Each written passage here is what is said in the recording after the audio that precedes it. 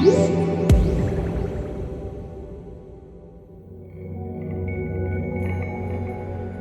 is the iPhone XS Max. It's a massive 6.5-inch screen, but the body is about the same size as the iPhone 8 Plus.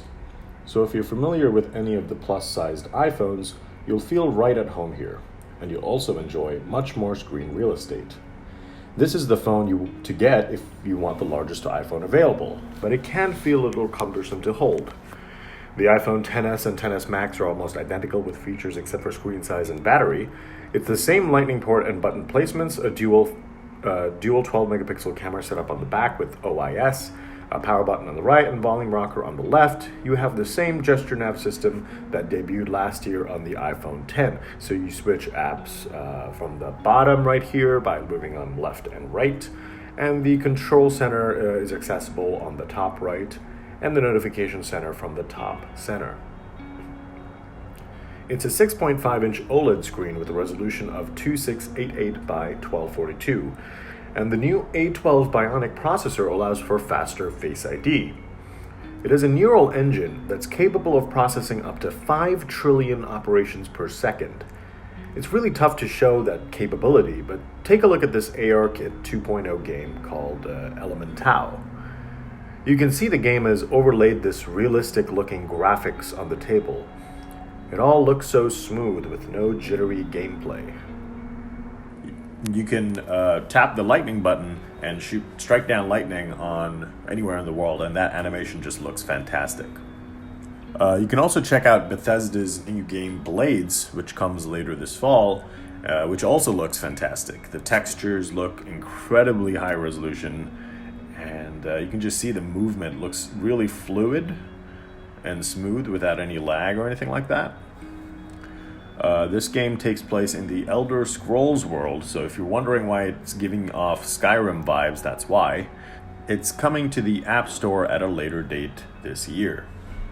One of the other improvements is the A12 helps improve the camera.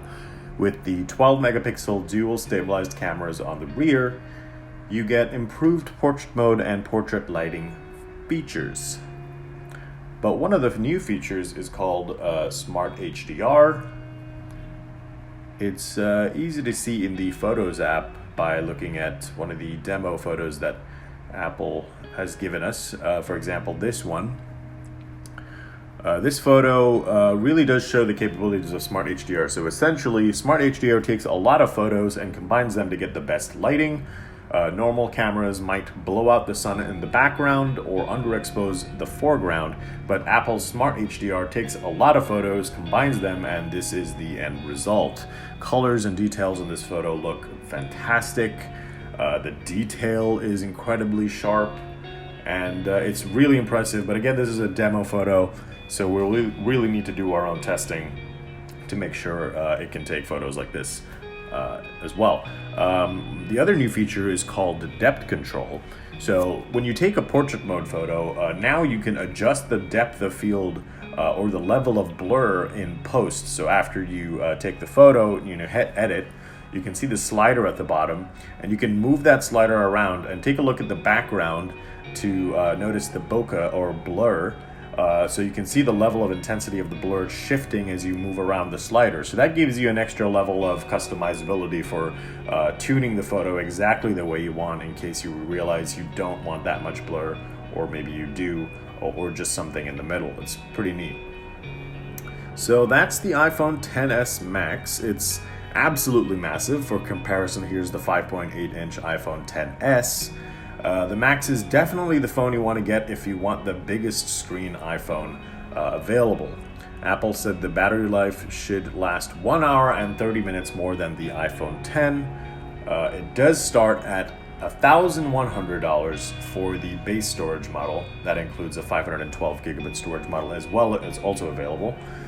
Pre-orders start with September 14th, with sales kicking off on September 21st.